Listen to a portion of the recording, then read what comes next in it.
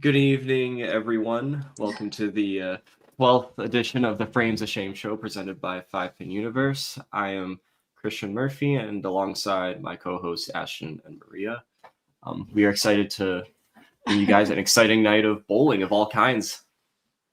Yeah, gonna be a bit different, I think, from some of the episodes we've done previously, with a multitude of guests. But yeah, before we get into things, do we have a few updates we want to give people about some bowling stuff that's transpired in the past month? Yeah, Christian, you were just up in Dawson? You've been everywhere. I was. Yeah. Let's start with like beef bowl. Maria, first tour cut. Like, congratulations! It was awesome to see that. Wow, Ashton's giving me a clap now But, versus before the stream you know, started. I was catching and- nothing but smoke. And then, No, and then also speaking of beef bowl, it's funny that you threw your first career 400 in the shift that did not qualify. Yeah, I didn't even have 2,000 in that shift. Like, I was bad that shift. But the 400 made it look respectable, but it's okay. I think I made the cut. That's all that mattered. I think it's because I showed up in the 8th game that you're like, okay, it's time to True, and you did record the 10th frame, which I really appreciate. And I just like how Isaac had no idea it was happening. Yeah, I had no idea it was happening until the 10th frame, and then like people were like, oh wait, like 401's up there, and I'm like, oh, is this gonna be her first one? And they're like, yeah, and I look around and I'm like, no one's filming this, so I'm like, I'm sure she'd appreciate having that to look back on. So. Game and clutch. Yeah, hell yeah. And I guess the other big shout out, Frames of Shame wise, for people is that Rylan, another member of Frames of Shame, also made the cut and did decently well on Sunday. I think he made it to the 8s. Did he make it to the 4s? I think he made it to the 8s. He made it to the 8s. I think so. Yeah. And then another honorary mention is to Mr. Sean Dino, who threw a multitude of 2-pins on Sunday. 3 2-pins all on Sunday. Like, gotta. Was that it on Sunday? I thought it was 5. I think at least we had a picture. We had 3 of them. Like, yeah, I know. Okay. I got a picture there could have been more. Of them, and then we don't actually did they happen know how many. Like, Schrodinger's 2-pins. Yeah, and then Pro League started as well a couple weeks ago. So that's another thing that's taking place. Mark Miller threw a 2-pin on stream. First 2-pin of the Pro League season. I'm hoping that this Sunday when me and Julie are commentating together, we can maybe. I'm not wishing for bad bowling, but like a 2-pin would be kind of funny. Like, I think you guys being on are gonna make 2 Frames of Shame people commentating more than usual. Yeah. Well, it'll probably be on like one of my streams or something too. It'll just be like a terrible, like bad juju. It'll just be too much Frames of Shame. After that, though, we had the South Peace Classic this past weekend, and Christian, you went up to Dawson with Julie. How was that? It was my first ever time bowling a tournament out of province. I've bowled in a few different provinces, but 20 minutes outside of Alberta. That's basically BC. I know that Dawson Creek this year, from what I'm hearing, is actually going to be bowling the Open out of North Alberta. So is that confirmed? That's what's been speculated. So okay. Oh, so not confirmed. But like kind of confirmed from what I'm hearing. But okay. Yeah, wow. It was hypertension, the Bolios treated us like they didn't treat us, but they treated everyone there like family. They had great service the whole time. The lanes were in great condition, and Julie made the cut there. So first female to ever make the cut at South Peace Classic. Oh wow! Hell yeah! That's what we like to hear. Nice. Look at us go. Frames of Shame females making cuts left, right, and center. Yeah, look at that. That's what we love to hear. So I guess with that, we'll move on to the actual, point of tonight's episode, which is the Battle of Bowling. People were speculating who on earth was going to be on the show tonight and what that was going to look like. So I think people thought maybe it was just going to be 5-pin people, but that is not the case. We have athletes from 5-pin, Candlepin, and then also, most exciting, lawn bowling. So do we want to bring in our guests one by one here? Yeah, let's do it. All right, we'll start with probably a familiar face for lots of people from the 5-pin world. But here to talk a little bit about Candlepin and his experience is Mr. Bobby Kite. Hello, Bobby. Good evening. Hey, Welcome. guys. Thanks for having me. Oh, Welcome. perfect. And our second guest, all the way from Newfoundland, I guess technically he lives there now, to chat about some of his duck pin experience, although folks will also recognize him from the 5-pin world, is Mr. Jeff Young. Hello, welcome back, Jeff. Thanks for having me, guys.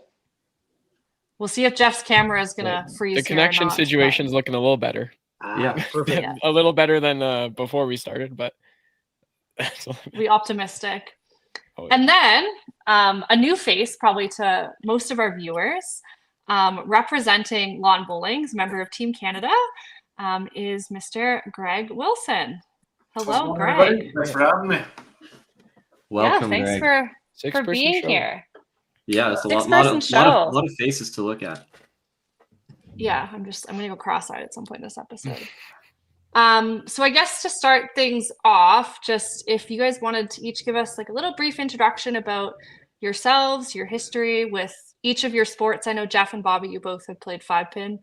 You know, we can always chat about that in any other episode, but if you want to focus on some of your Candlepin and duckpin experience, that would be great. And then we'll get into a little bit of discussion on differences and similarities between each of our sports. So Bobby, you want to kick things off? Sure. I'm from Nova Scotia, from Cape Breton, east coast of Canada. Grew up playing Candlepin. I think I was maybe 12, 13 years old when I first played, and pretty much played it right up until I moved to Alberta. Let's see, maybe 7 or 8 years ago. But once a year, I will still travel down and play in the big Candlepin team tournament, the annual tournament that they have in November. So that's actually just a month away now. So I'll be down playing in that. But yeah, I got into 5-pin at some point along the way, but grew up on Candlepin. And I guess for those who aren't familiar with Candlepin, there's 10 pins on the lane, and they look like candlesticks. I would say I also have one in the back. There you go, Candlepins. That's it there. You go. I mean, that's Cool. a piggy bank. That's a piggy Oh, bank. wow. But I bought it when I was moving to Alberta. Sorry about the throat here, but when I was moving to Alberta, I was at a tournament, my final tournament, and they had these behind the counter. So I figured I'd grab one of these for moving out to Calgary. So yeah, there's my Candlepin. Perfect. Hell yeah. And then Jeff, I think you're frozen, but I'm guessing you can hear us. If you just want to talk a little bit about duckpin, perfect. Yeah, for sure. So I was traditionally a 5-pin bowler my whole life up until 2010, when I was persuaded by Connie Ward and Brian Whalen to try duckpin. And my first tournament that I ever went to was Town Hall, Rhode Island. And I played fairly consistently until 2015, 2016. And then obviously now that I live in Newfoundland, it's a lot harder to make it out to the tournaments, because they're mainly Baltimore, Rhode Island, and Connecticut for the Pro Tour. That's great. And obviously Jeff has found significant success bowling duckpin bowler of the year in 2015. Is 4 points shy of the Hall of Fame, and then also has a star from the Pro Tour. So has definitely had lots of success south of the border with duckpin. And then our last special guest for tonight doesn't throw balls at bowling pins, but throws it at something else. I feel like we're all the least throws balls at balls. We're all the least familiar with lawn bowling, so it'll be kind of exciting to hear more about your experience with that. But Greg, you want to give us a little introduction to yourself and your sport, knowing that some of us have probably tried it at some point, but it's totally different from what sort of is in our wheelhouse. Yeah, for sure. I started playing lawn bowls 26 years ago in Burlington, Ontario. Got onto the national team at 2007 and been a member of the team pretty much since then. 2 Canadian championships under my belt. Been to Commonwealth Games twice now in Birmingham and Broadbeach, Australia. And yeah, lawn bowls totally different than the games you guys are playing. Our balls aren't actually balls, but they're bowls. So you can see they're not the same shape as your spherical ball would be. And yeah, it's a lot more like curling where the ball turns. So you're trying to end up as close to the little white ball, which is called the jack, instead of trying to hit stuff down. Very cool. And have you ever dabbled with like 5-pin, 10-pin, anything? I have played for fun. It's actually funny. There's a couple guys in lawn bowling that got their start in 5-pin. I don't know if you know the name George Boxwell or not, but as a young guy, so he's one of Canada's greatest. But as a young guy in 5-pin, he played a perfect game in league at one bowling alley, and then went and played another league the same day, drove across town, and scored another perfect game the same night. So I don't feel know. like if I've heard you've about ever done this. that. We did That's that. unreal. That was Yeah. in Kitchener Waterloo. Yeah, exactly. George Boxwell, that's him for sure. Say, heard about him from Imagine. my mother. Yeah. Through one perfect game wasn't enough. Had to go do it somewhere else. Exactly. I was going to bring it up. I didn't want to hurt Bobby's feelings there, but Yeah, it was yeah, Bobby's lovely 448 at Paradise Lanes in the Autumn Open Satellite this past weekend. You know, but great bowling It's all good. nonetheless. It happens. It's all good. Yeah. Yeah. So, So then- Christian, you want to take over here for some more of the discussion? Yeah, so like when it comes to actually like the rules of like each of these games or whatnot, or the physical game and how they would like compare to like 5-pin, I guess, like maybe like starting with Bobby, like any like how does Candlepin work?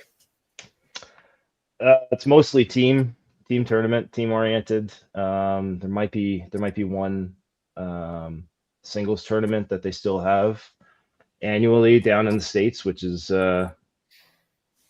actually it might be just finished because the hosting center, long story, but does no longer exist. So it's pretty much team tournaments, which is completely different from 5-pin in the sense of like the cash tournaments and the qualifying and that sort of side of things. But yeah, five-person teams for the most part.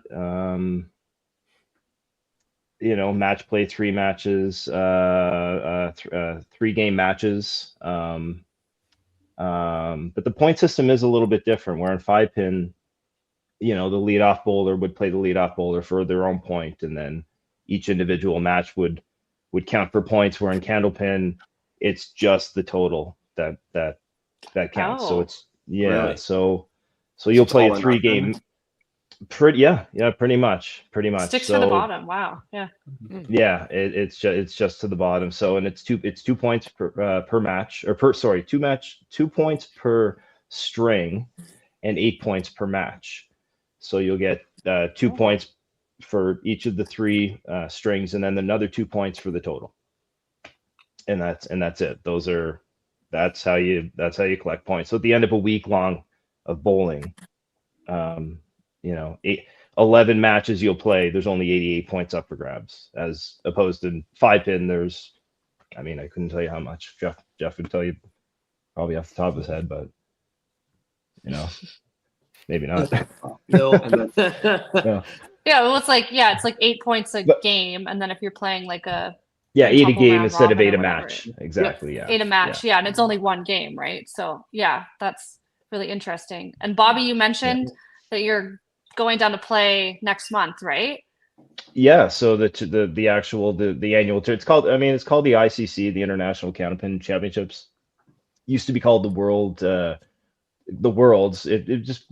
was called the Worlds. The World of Candlepin Bowling just became known as the Worlds for years. So a lot of people still call it that. It changed about 10 years ago. There was a changeover in who was running the tournament, and they changed the name. But yeah, that's the first week of November. So I'll be heading to flying into, well, it's in Moncton this year. I'll be flying into Halifax, driving to Moncton, but there's a few of us in the 5-pin world actually that are going to be playing this year, which is pretty exciting. So Do you Um, find it hard to like go back to candlepin and then like come Yeah. back to 5-pin after? Like, That's what I Yeah. was gonna ask. In a yearly tournament, Yeah. not much Just once a opportunity to year. play candlepin in Calgary. So I know obviously the balls are different, right? So I assume it would be a decent adjustment, So especially without practice. I don't know if you can see on the screen. I grabbed one of each. They're kind of similar, but I mean, this is a 5-pin ball, 5-inch 5-pin ball, and a 3 pounds, 3.8 or 3.10, and then my candlepin ball here, 2 pounds 7 ounces, Oh. and it's just a little bigger than a softball size. So, how do you not loft it to the pins, honestly, at this point? well, sometimes Like- you do. Uh, Sometimes you do. So So I mean, there's a Um, lob line, but you know, so It's what is some- the Toy with the lob lob line? I think it's 10 feet. I should know the answer to that, but Okay. I believe it's 10 feet, and it's loosely enforced, very loosely enforced. Okay. You know where it is? It's so what the old shields with in the 5-pin lanes, was that 10 feet? Yeah.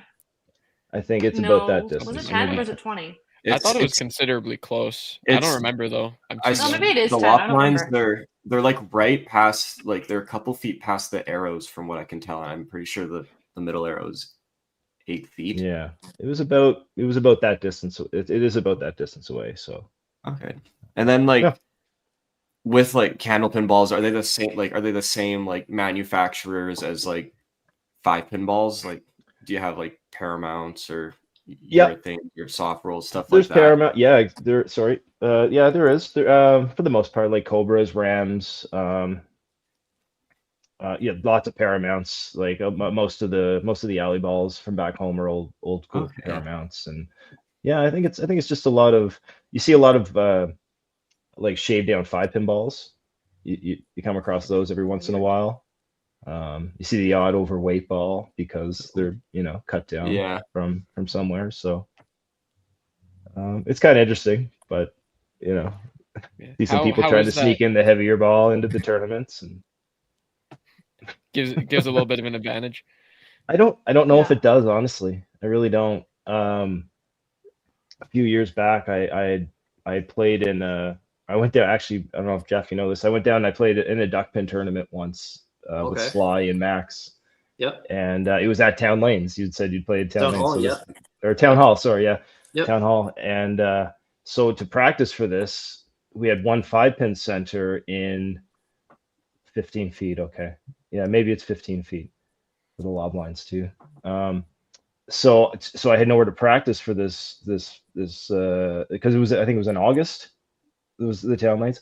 And so I went to a candlepin center to practice with my 5-pin ball because I was going to use my 5-pin ball, and every shot I threw was just split.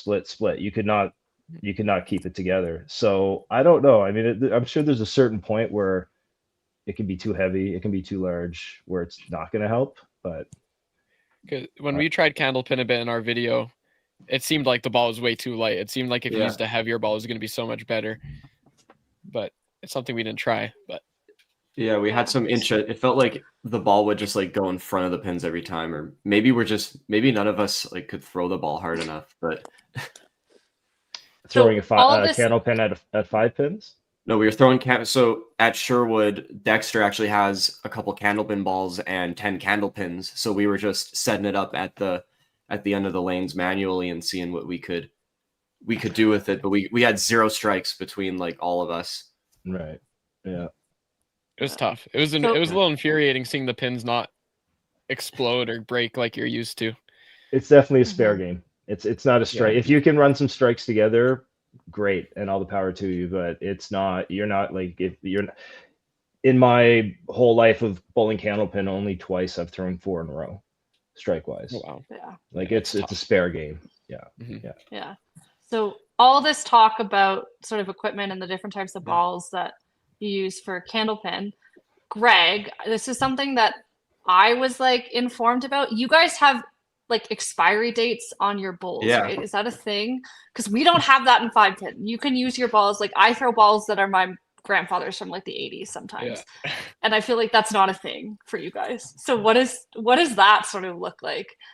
So yeah, at the manufacturing time, they actually roll the bowls down a ramp, and all the bowls have to end up in a target zone to prove that the bias is the exact same. And every stamp is good for 10 years. So at the end of that 10-year cycle, you actually have to, if you want to use the bowls at international competition, you have to send them back to the manufacturer and get them to send them down that ramp and make sure that the bias is all still the same on the bowls. I mean, the biggest thing is you guys are throwing the ball as hard as you can straight down the lanes, right? Where we're drawing down a 21 meter to 32 meter grass green, trying to end up at the same spot. So if you end up wearing one bowl down more than another one and you know it can draw more, you could use that to your advantage and save that bowl later on in the end to try and get around a head that might be building in front. So yeah, it's just a fairness thing. Do you get a That makes- 10-year return policy or warranty on those, or do you got to buy new ones each? That'd be a good move for sure. So then what does your like equipment or like arsenal look like for like a competition? Do you bring like, how many do you bring with you? Like, what does that sort of look like? Based on the speed of a green, I'll typically just bring one set with me. I have 7 or 8 sets. But yeah, typically if we're playing in Australia, we'll use a narrower bowl. Just the greens can get up to 17, 18 seconds, which is the length it takes a bowl to roll from the mat to a jack that's set at 27 meters. So from the time the bowl leaves your fingertips until it reaches the jack for a resting toucher.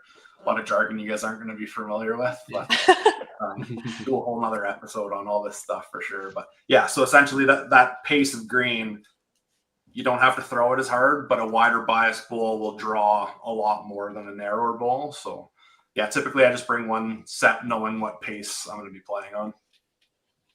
And is it easy, like, because you've gone to international competitions, how do you bring your bowls with you? Do you pack them in your checked bag or put them in your carry-on? Because this is a big debate for like 5-pin bowlers. Because I know when I went to Nebs, like in Ontario, at the end of August, I like had them in my carry-on. And at the airport, they like stopped me. They're like, what on earth is this? They're like, oh, it's the 3rd set we've seen today. So what do you like, how do you travel with them? Like, what if your checked bag got lost? So I always used to bring them in my carry-on. I've only had trouble once coming back from a competition through the United States.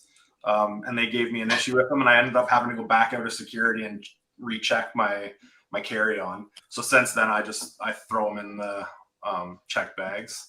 I have heard people say they've never had an issue, and then I've heard other people say that they always get stopped with them. They've always looked at them when I brought them through, and I always have a custom slip in my bag when I do check them, but I've never had any issues with losing them. So What would happen if you lost them? Like if you got to a competition, you didn't have them, like. I play with a pretty standard size and make of bowl, so I'd have no problem borrowing them from somebody. But yeah, it would be a little weird playing with bowls other than my own for sure. Interesting. So Jeff, obviously, I think people know that typically for hard belly duck pin, like you would throw the same ball as like you throw for 5-pin. Did you bring like 5-pin balls that you were consistently using, or did you like have a different set that you set aside that you'd like to throw for duck pin when you were competing? When I first started, I would just throw Starline glow balls, which were my go-to in 5-pin.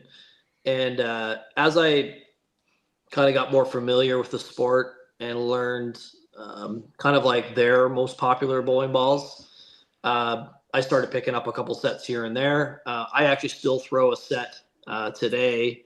They're Ebonite Pro lines, which are like 50 years old. And I use those almost exclusively right now in 5-pin. But yeah, I mean, the bowling balls they're essentially a lot of the manufacturers, like if you're looking at like something made for like Paramount or whatever, essentially they're really like kind of like duck pin balls, but they just, they also cater to 5-pin.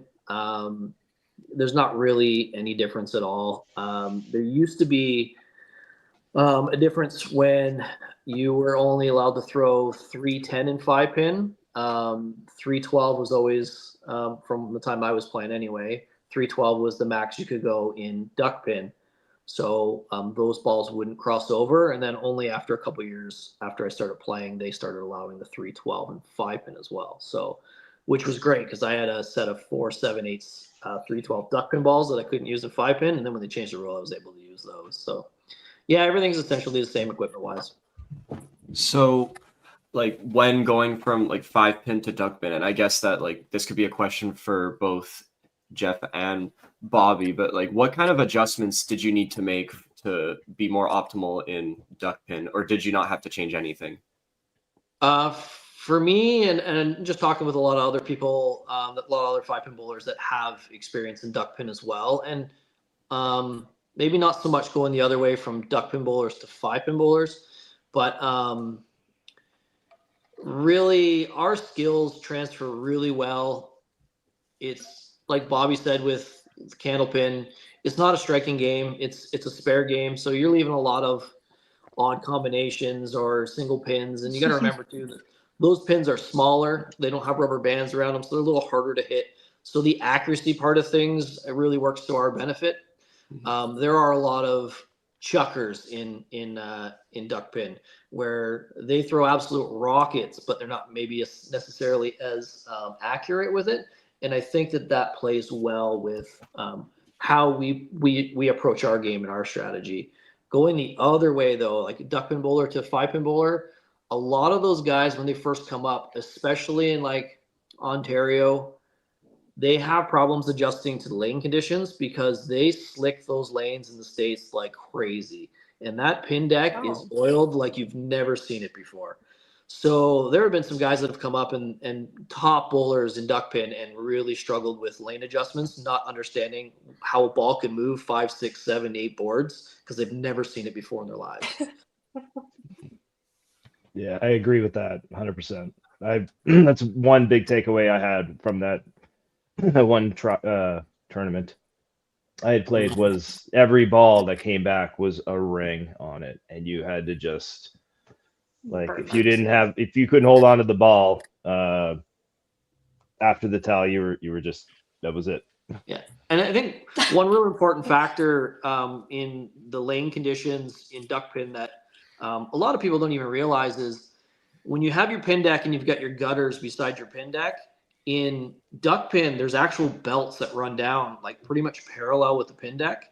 So you see pins like shoot back and forth across, from one side to the other on the pin deck, and they're live pins. Like you can sit and wait a minute for a strike to happen. Just watch a pin go back and forth, back and forth.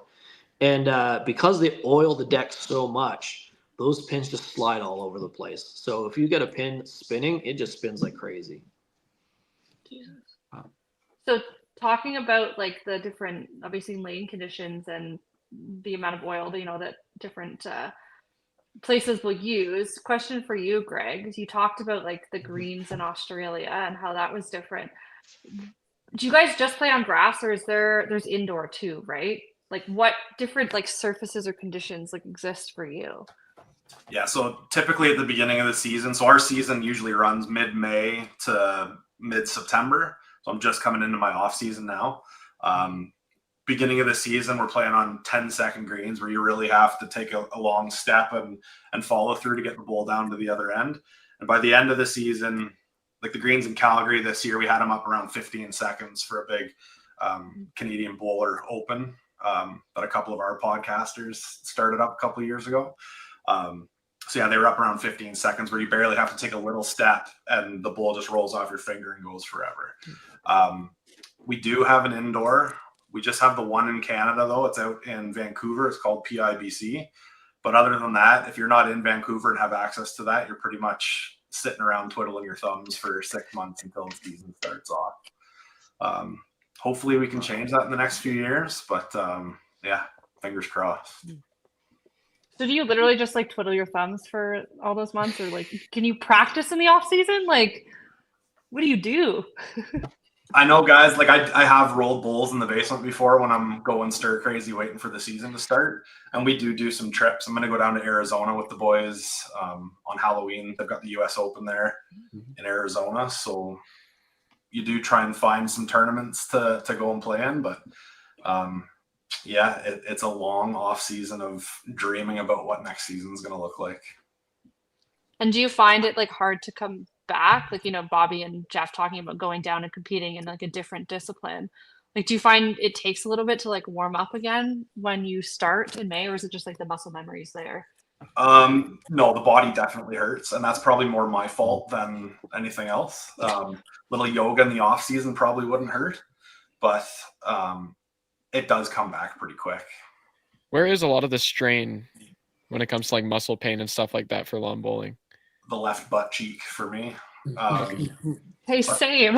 Yeah, that's where it is for sure. And then getting older, the knees. But yeah, mostly the left butt cheek at the start of the season. So Jeff and Bobby, do you guys find, like, obviously you're bowling enough like 5-pin, do you find sometimes it'll feel like different physically when you go and play duck pin or candle pin? Like, do you find that like you might be hurting after a tournament in like a different spot?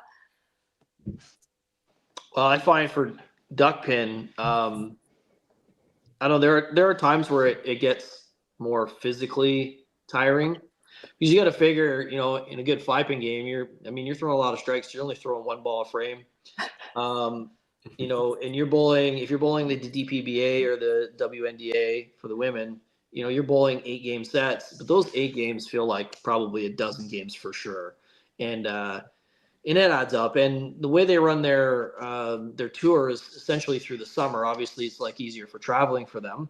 So like you're playing in some centers where it's humidity is a thing, and you're feeling the strain of maybe not sliding as much as you used to or whatever. So it does get kind of taxing compared to bowling like a 5-pin tournament. But with a lot of the big tournaments nowadays, like the WCBT and Club Tour, like you're playing so many games if you're going far into a playoff run, where you're kind of conditioned more towards that. So it's not as big of a deterrent, I guess, physically. For me, yeah, for me, I don't physically notice much of a difference other than my fingertips. I get blister. I get the different pressure points on the ball. I can't tell you why. I mean, I'm guessing it's just the different size of the ball, it's slightly different. But the last few years when I've gone down in November to play, by that point I've already been bowling 5-pin for a few months, and I still come back and my fingertips are just worse than if I played a weekend cash tournament. And played lots of games. After that 1 week of candlepin, my fingertips are just brutal. Yeah, but other than that, physically, like my hip, I'm still sore in the same places. I'm still, for me, it's my, my right side belt line in the back. So I guess that's your SI. But yeah, fingertips. That's kind of the spot for me. I've had the same thing too lately. I changed the way I grip the ball a little bit last week at bowling, just like experiment with something, and the day after, it was just my fingers were just throbbing with pain. It's the most minor changes can change your whole feel. But yeah. I get blood blisters after every bowling tournament on 2 of my fingers. Me too. So my pinky is like currently liquid bandaged up right now after Dawson. Yeah, I was like, Greg, does this sound really horrific to you that we're like dealing with like blood blisters and stuff after throwing balls or what? I've had my nails snap off. Oh. No, I used to have a set of bowls that had sharp grips on them. And after throwing multiple drives, it's a very similar deal for me, but got that situation out of the way by changing my grip. So there we go. So we talked a little bit about some of like the physical aspects of the game and like the equipment, but I guess moving into some of the differences in like format and like the types of competition. Bobby, you like alluded to this a little bit earlier, talking about how candlepin is primarily like team based versus like in 5-pin we're used to playing like the open and that being like a team event. But then a lot of our cash tournaments, or pretty much all of them, are exclusively individual events.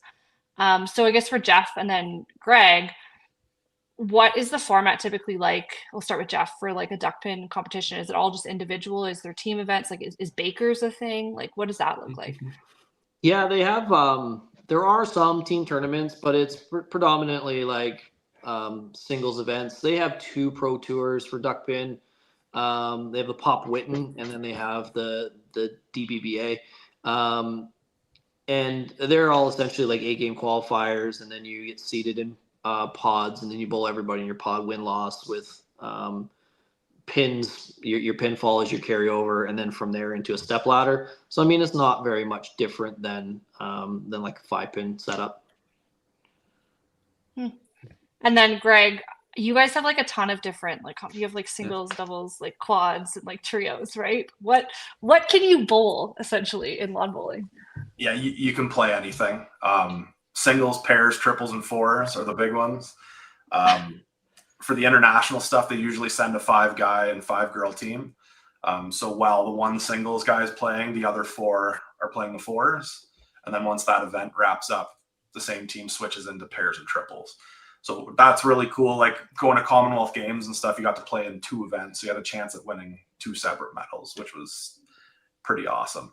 But yeah, as far as the format goes, things are always changing. They're trying to make it more appealing for television. So where we used to play an 18-end game or a 15-end game, where in fours you're throwing 8 bowls per team. Last year they had 2 5-end sets with a 1-end tiebreaker, which didn't go over well. So they switched it to 11 ends this year. So yeah, it varies, and you can play mixed, you can play novice, everything under the sun. What do you like playing best?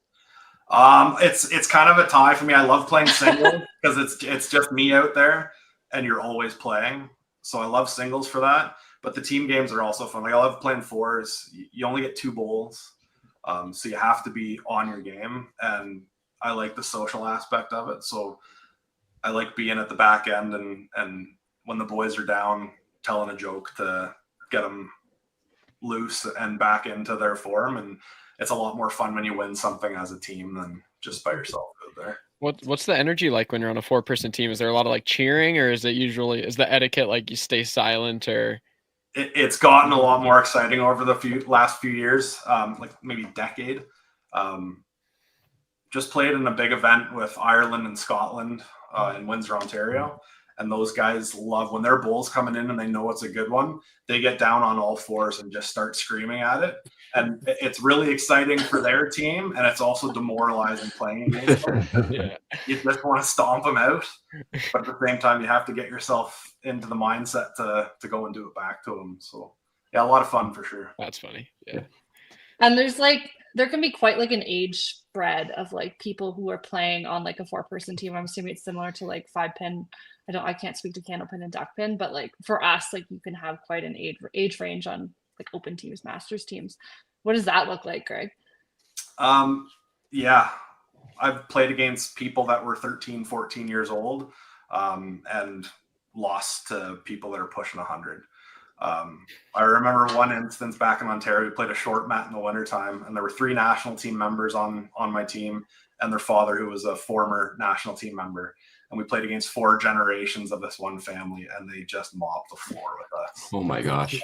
So yeah, any given Sunday, anybody can win. And yeah, as soon as you can walk and pick up a bowl, you can play the game. And as long as you can stand up and get out there, you can play. And that being said, we've got wheelchair accessible greens as well. So the para side of the sport's really taken off in the last couple of years, which is awesome to see. And I know you mentioned earlier talking about like being on like TV. Like how often, or I guess like how big is like televised lawn bowling? Over here, you don't see it at all. Yeah. Like I said, the Canadian Bowler podcast that I mentioned earlier, they do a great job of broadcasting 1 game per round when they're here. But if you look online, like Australia does a great job of it. Bowls Australia has all sorts of stuff online. But yeah, as far as television goes over here, it's lacking, and it's something that we need to sort out if we want to grow the sport. And Jeff, I know with Duckpin, like there's like the Duckpin Forever channel and stuff, and they do like a pretty good job of streaming and everything. And I think it's sort of similar to 5-pin, where a lot of it is just like live streamed, but it's not necessarily on TV. But Bobby, like, what about Candlepin? Like, can we watch you when you go compete in November? They do stream a certain set of lanes throughout the week, so you can watch. They have done that at least the last few years. But it all depends. You can't. It's not. It's not the way the WCBT has it set up, where there's multiple cameras and there's. Although the commentary is actually pretty good. There's a.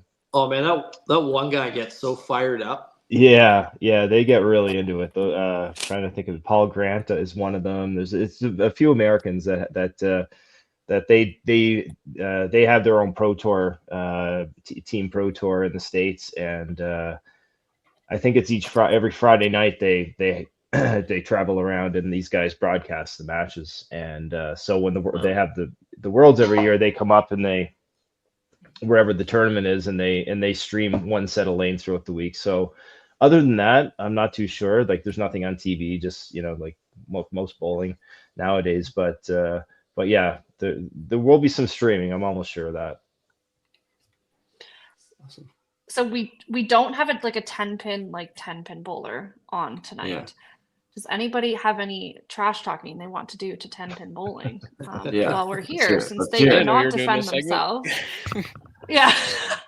Impulsive brand new segment. No, I'm kidding. We're not I- actually doing this. I was just saying, I have we love our 10 pin followers. I just say I have zero urge to trash talk. I actually watch a lot of 10 pin because I feel like I do too. as 5-pin bowlers, we can learn a lot from some of the stuff that they do because I mean their adjustments have to be kind of exaggerated compared to what ours are, but they have a lot of things that they deal with that we deal with, but maybe don't realize nearly as much. Mm-hmm. Yeah. Yeah, it's like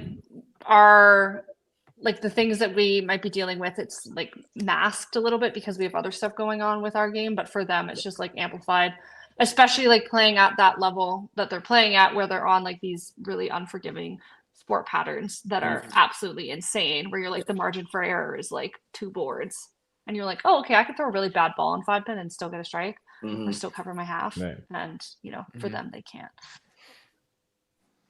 Yes, not an actual segment. I'm not trying to bash them. No. I love watching the PBA.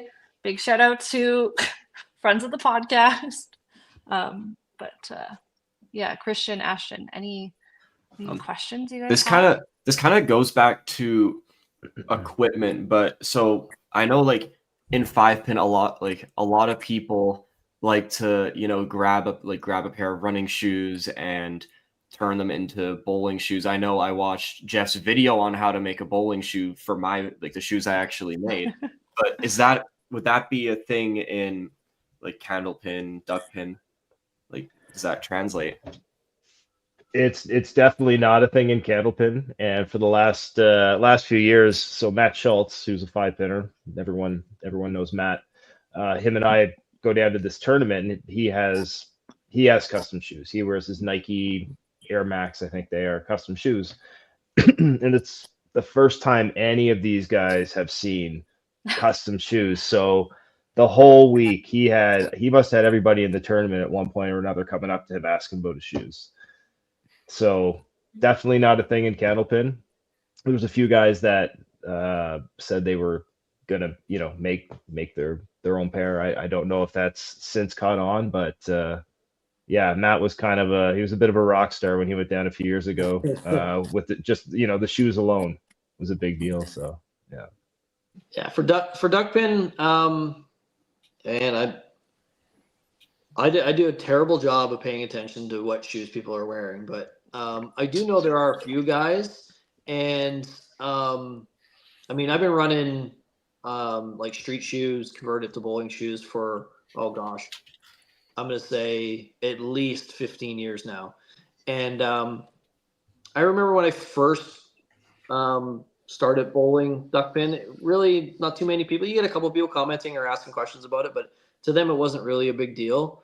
And I think that's kind of, I don't know, I feel like it's commonplace, especially since the two sports are so intertwined now where we're starting to see so many 5-pin bowlers bowl in duck pin and duck pin bowlers bowl in 5-pin. I think it just becomes more commonplace now where the equipment is just kind of, completely neutral. Interesting. And then Greg, what do you guys do for footwear for Yeah. lawn bowling? Like, does it differ throughout the season? Like, what's that look like? No, it stays the same the whole season. But we do have requirements. The soles of our shoes have to be Oh. flat.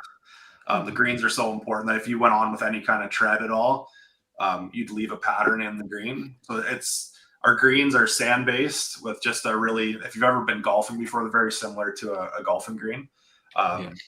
So yeah, any kind of tread, unacceptable. So there's a few brands out there, and we've had the same thing where people do like their shoes and they don't want to go out and spend whatever $100, $150 on a pair of Bulls shoes. So they'll actually take out a belt sander and sand the bottom of their shoes off so that they're passable to the greenskeeper. So I is it had like fully flat on the bottom? Like, Yeah, as long as there's no point loads, like you can have gaps in them, but as long as the main contact point of the shoe is flat across, then yeah, you're good to go. I had a question for all three of you guys. Maria mentioned earlier about margin for error. Obviously, in 5-pin, you could throw a pretty bad shot or bad feeling shot and get away with it. I assume it's somewhat the same for candlepin and duckpin, but what's the margin error for like in those sports? I guess we could start with Bobby. I would say in candlepin there is way more luck involved, good and bad. Okay. So I'm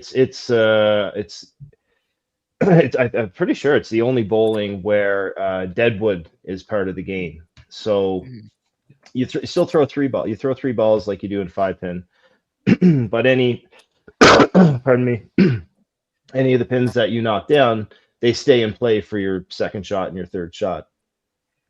So knowing how to play different angles of the deadwood is part of the game. And with that being said, that brings in a whole lot of, good luck and bad luck. You can get good bounces, you can get bad bounces.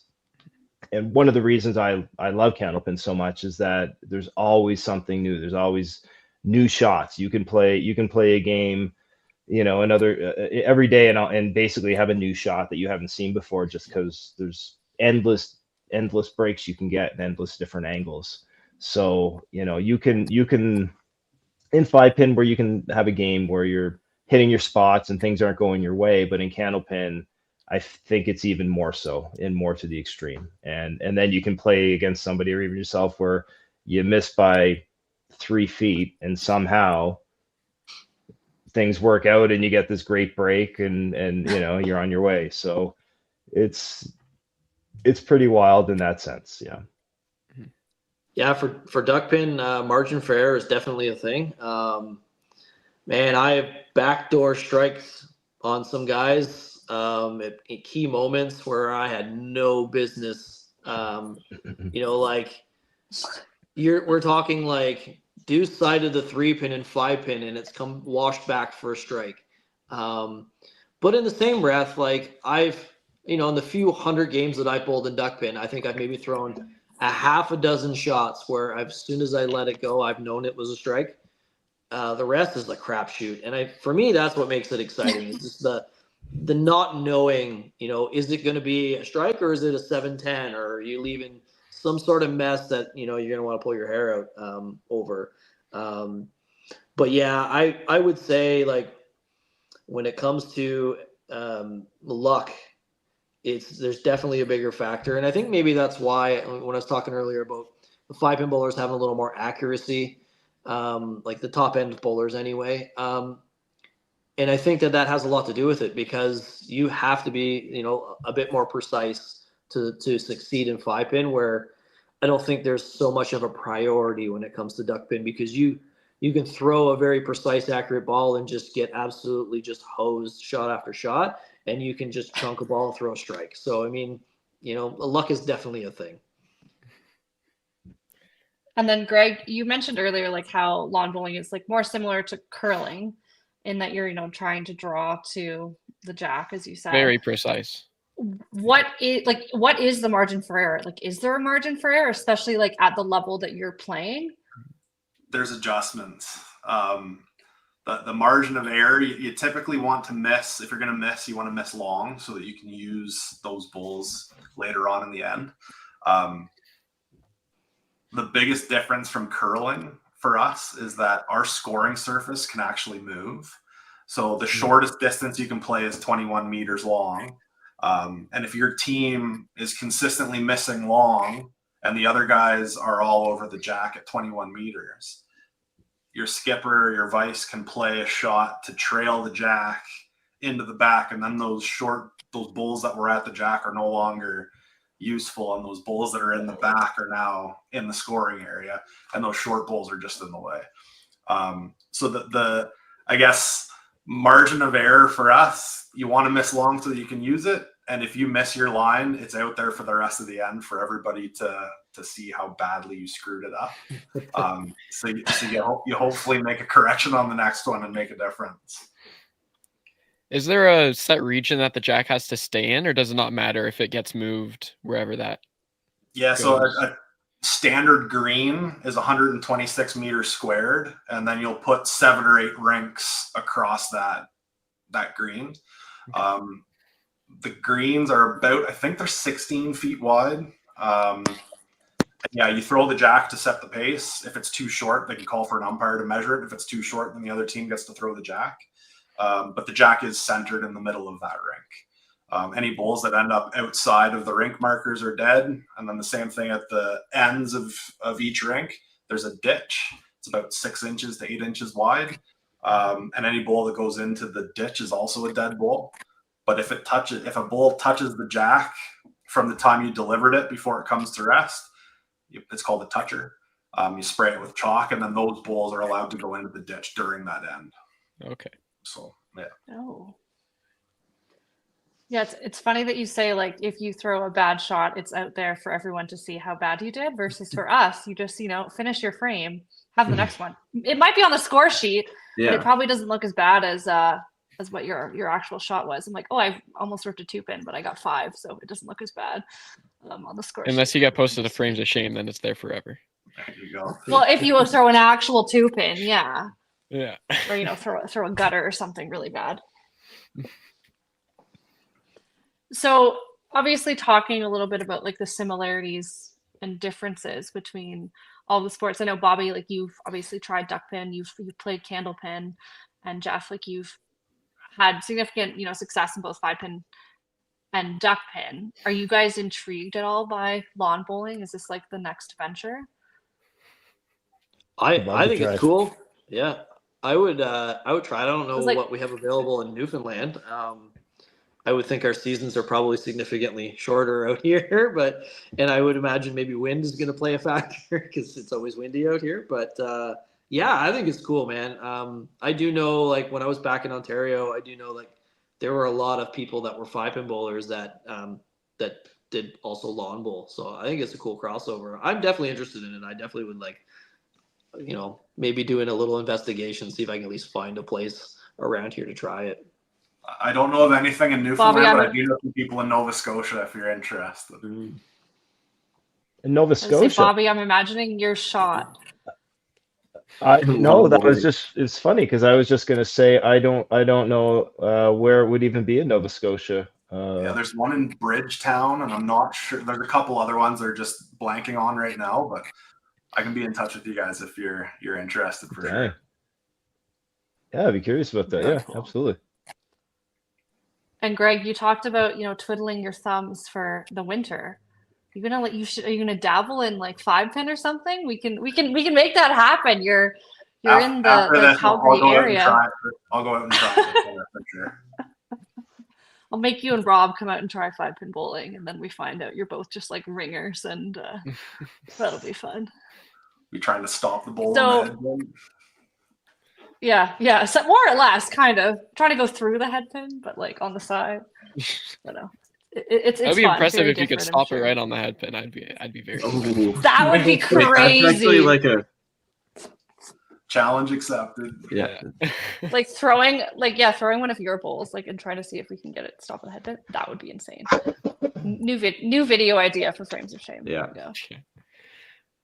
So Cool I chat. guess we're coming to a close here. I don't think we've established like what is the best type of bowling, even though this is the battle of bowling. I think we're all very amicable. Yeah. We appreciate and respect all the different forms of throwing, balls down some sort of surface. But just to wrap things up, just wanted to see if people had any updates on what their competition season sort of is looking like. I know, Bobby, you have your big candlepin competition coming up next month, and then obviously you're going to be competing in some 5-pin stuff. What does your season sort of look like coming up ahead? We've got Autumn Open in about a week and a half, I think it is. And then Yep. then we had to head to New Brunswick 2 weeks after that, and then we're off and running for the season, I think, pretty much. Yeah. Yep. For Play 5-pin, the Open we're and just yeah. yeah, sorry. The Open in January, and then just the rest of the cash tournaments at that point on. So. And then Jeff, what about yourself, duck pin wise? If you're playing in anything this year, or 5-pin wise? Duck pin. I mean, if I were, it wouldn't be till the summer. I never got to play last summer. I'm just coming back from a major injury. I had to have like major wrist surgery, and I had to bowl 5-pin last year with my wrong hand for the whole. You're going to be right-handed again, right? Man, I had my last game in league right-handed last year. I had a 387 my last game. So things were looking up, but I never want to do that again. If I am on the road to recovery and things are looking good, which so far they are, I would like to get out and maybe play a couple of the Maryland tournaments for DPBA. I got a lot of friends I haven't seen in a few years, like since I moved out here, that I would really like to, kind of hang out with the weekend again. And like, you said at the beginning, I'm only 4 points from the Hall of Fame. And that would mean a lot to me to get into that, and I can't do that unless I bowl. So hopefully maybe 1 or 2 tournaments in the summer, but I mean, it's so tough to get the tournaments when you're stuck on an island. What do you have to do to earn those 4 more points? Yeah, so like basically I could probably sum it up with like 1 good tournament. Like Okay. If you're a high qualifier in a tournament, you get a Hall of Fame points. You win a tournament or finish runner up, you get Hall of Fame points. I think 3rd and 4th get 1 Hall of Fame point as well. And then you get Bowler of the Year points for how you finish in qualifying and for playoffs. And then every 500 points for that is a Hall of Fame point as well. So like theoretically, if I bowled really, really good and say won a tournament, this upcoming year, that would probably be enough to get me in. Okay. And then how many like Hall of Fame points do you need to be in the Hall of Fame? Oh man, I can't. I think it's 32. See, 32 or 24. I can't remember because, like I said, I haven't bowled in a couple of years. So yeah, I'm pretty sure it's 32. But I mean, someone maybe if they're watching, it'd be really funny if it was 4 points to be in the Hall of Fame. You're like 4 points shy. Yeah, he's talking it up like it's a big deal. Yeah. I'm pretty sure it's 32, but I could be wrong. Like someone can correct me if it's 24. Like I said, they actually have it really well documented on how they go about it, and I think it's really cool. Like I think it could be an idea for maybe some places in 5-pin where like the point system, it really works, and you have to earn it no matter how many years you've been bowling, and it's not kind of gifted to you. Or I don't want to say gifted because that's not fair, because anyone who's made the Hall of Fame deserves it. But based more on success than longevity is a real cool feature, I guess you could say. Mm-hmm. Yes. That's cool. And then Greg, just to finish off with you, obviously you're going into your off season now, but anything that you're looking ahead to for next year, any sort of big competitions? What's that look like? Do you have to like qualify for Team Canada? Like, what does that look like? We've got 1 more year left on the cycle. They'll be picking a Commonwealth Games team next year, so fingers crossed to get my 3rd nod for that. And then the boys and I are going to the U.S. Open here end of October, so we play in singles, pairs, and 4s in Arizona. And we ended up taking the 4s title back to Canada with us last year, so hoping to defend and make some of our neighbors to the south a little disappointed we're there again. Very cool. Awesome. Or, yeah. Well, with that, thank you guys all for joining us tonight. We really appreciated hearing about, different types of bowling that exist and, sparking a little bit of curiosity, I'm sure, for ourselves and for some of our guests to, want to maybe dabble in some other forms of throwing a ball down something. But yeah, I'm sure our viewers appreciated that. And I know, Bobby, we'll see you at the Autumn Open in just a week and a half here. And Jeff, I'm sure we'll be following you on social media. And Greg, once your season starts, we'll be paying attention to what you're up to there, and we'll be checking your U.S. Open results as well. At least I will be, because I'm now invested in this. Yeah. Any social media yeah. that you guys would want to shout out for? Yes. Whatever. Yeah, I mean, Podcast. I've got a YouTube channel that I would say that I sparingly update, but I'm trying to get back into it. The 5-pin channel. Simple as that. Yeah. Jeff, you should do the Glizzy challenge. Oh man, I can totally do that. I really want to see will someone tell you, else though, do it. Myself and Chris Harris were talking about it last night. We were watching House Bowling, and they had a video with some challenges they had to complete in an hour, and we're going to come up with something similar. Yep. And I'll also say, for like trick shots, man, I got you guys, because like when I know my bowling center, I've got all sorts of trick shots, so I might bring some of those back out too. How do you throw like a ball out of a towel? Like, that's my question. Oh yeah, no, it takes I tried it. tried I almost destroyed a lane. The trick And is Yeah, it how was you bad. hold the towel in your hand. Really, it's all it is, and it's all it is like if you can fold the towel up over the ball like pretty evenly, and then you just like pinch it with your finger, so that when you let go, you bring the ball through the follow through. You just lift that finger. It'll set the towel out nice and clean, and the ball should come out just the same. Yeah, it'll take a little bit, but yeah, it's a little scary the first couple times you do it because you think it's going to go through the ceiling.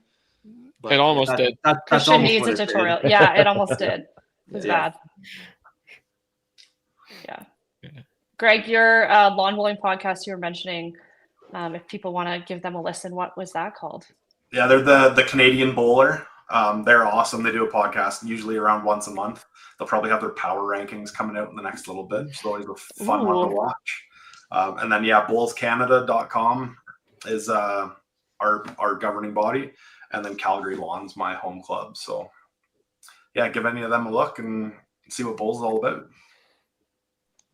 Oh yeah. And then Bobby, anything from you? Yeah, follow our Calgary Carnage 5-pin bowling pro league page. That's all I got. You guys play this Sunday, I think, right? Yes, we do. Yeah. Yeah, you do. Have some more matches this week. I'll be commentating on those. All right. Well, thanks so Awesome. much, gentlemen. We hope you guys have a great evening. Christian, Ashton, and I are going to wrap up the show without you guys, but we really appreciate you taking the time to join us. thanks for having us. Thanks, Thank guys. you guys. Thank you guys. Appreciate Thanks it. so much, guys. Awesome. So, Alrighty. you guys ready to go lawn bowling like I am? I mean, so I do have to admit, I've been like, me and Ashton have been nagged to go lawn bowling for at least 2 Yeah, summers Scott now, Wiseman's been wanting to go with us so bad. because he tells us stories Make about this like happen. about all like the 5-pin bowlers in Edmonton who did or still do lawn bowling in the summers and whatnot, and that's like something that definitely like interests me, and maybe after hearing this, it pushes me over the edge to go out and like finally do it. Yeah, Only no, if Ashton comes though. I did it once during a little field trip in a phys ed class in high school, and I was like, "Oh, I'm gonna be so great at this," and I had a quick And you were reality bad. check. It was tough. Yeah. Yeah. But maybe we'll make this happen. This Yeah. happens a We video. will, we will. 5-pin bowlers try lawn bowling. Could be I scary. want to try all the other bowlings Um, too. Duck pin, candle pin, all those. Yeah. That'd be Yeah, I mean, I guess for those who don't know, like I started bowling in Candlepin the same as Bobby in PEI. Yeah. One of my 2 national medals is from Candlepin, so fun Oh, fact. wow. yeah. Yeah, I didn't even know that. yeah, but Oh, really? I thought everyone knew that I bowled a candle pin to start things off. I knew you played Um, Candlepin. I didn't know you had a medal in it though. No, I was like good, arguably better at candle pin than I am a 5-pin. I'll be totally honest. Really? But that's okay. I'm trying to remedy that. But I feel like duck pin would be really fun to do. Frames of Shame trip to play duck pin Yeah. could be That'd kind be of, fun. could be kind of fun. Frames of Shame Honestly. candle pin trip could be kind of fun. Frames of saying. Shame, all kinds of bowling. Yeah, Yeah. Frames of Shame trip to watch PBA bowling for my birthday. Kind of hilarious. Yeah, so I guess upcoming tournaments before our next episode. We have Yeah. Autumn Open next weekend. Christian will be there. I will be there. Yep. Ashton will not be there. And Frames of Shame bowlers. I sadly. mean, Brandon, Rylan, Julie's coming down to watch on the Saturday. Isaac's coming down to watch. Yeah. You and Come I say will both hi. be bowling, same as Rylan, Yep. same as Brandon. Say hi to us. It'll be lots of fun. And then we have Alberta Masters starting at the Mhm. end of October, which again will be before our next podcast episode. Rylan and me both bowling in that. So, season just getting underway. Pro League Yeah, too. and it's Like there's lots of There's Lots stuff of every bowling. weekend now. Like Yeah, it's starting up. Already has, I but know. already is. Yeah. It's, Some of us have a crazier bowling schedule than others with, agreeing to do literally everything. Which is yeah. always lots of fun. I will be at TPC and Heritage. Those are the tour events I will for sure be at. Everybody and Green and Gold, right? Green That's and not a Gold, tour yeah, event, yeah, but yeah. still. Mhm. Green and Gold goated tournament. Oh yeah, one of So, my yes, favorites. You'll see us there. Of All course. right. Anything else you guys want to talk about before we sign off? I think we'll just wrap it up. I mean, we are cooking up a little bit more short form content on Frames of Yeah. Shame on the Instagram. Christian's got some stuff going on. Have a couple videos planned. Yeah, we need to get filming. It's been a bit since we posted. I know we keep saying it every podcast, but there will be some stuff So, coming out soon. I mean- don't worry. The Glizzy challenge has got me motivated to, Yeah, I think add to the To add film the long- Glizzy challenge? we should do I a mean- Glizzy challenge part 2. I think that would be great. I don't know if I'd be able to eat that many hot dogs though. Michaela I and don't Connor know said they're strikes lately. accepting challengers, so just saying. What's I the mean- challenge? Whoever eats the most glizzies, like, so you got to bowl No, worse. so when you Did no, you not missed. watch it? No, it's a Well, Whoever has the highest score. yeah. Okay, well, yeah, so try it's and just beat a normal them. bowling it's match, just it's just but you're- it's just a but you're it's eating just like hot a dogs. forfeit. Like Right. Mhm. miss you eat a hot dog. Miss, you eat a hot dog. I'm going to be That's eating a the lot of fact. hot I dogs. know some people Leave a corner, not good enough. some people in Dawson Creek were looking up and being like, damn, like I wouldn't be able to do the Glizzy challenge with this game. I'd die. I'd overdose. Yeah. Yeah. If you see Tyler Tickett at the Autumn Open throw something other than a strike, just yell at him and say that's a hot dog. That's a hot You can dog. do the same to me, but yeah, Just no harass strikes. them. Every shot, Yeah, every single shot. especially if they're having a rough time. Just Yeah, scream that's at them. definitely the way to make any of Yeah. us feel better. That's how if you wanna know, become friends with someone, chirp them, be as rude as possible, get under their skin. Exactly. I don't endorse. Don't this listen whatsoever, to but- that, please. Yeah, don't listen to Christian. Please don't do this. Yeah. All right. Are we signing off for the day? Thank you everyone for Yes. joining and watching us. Yep. We will see you next month.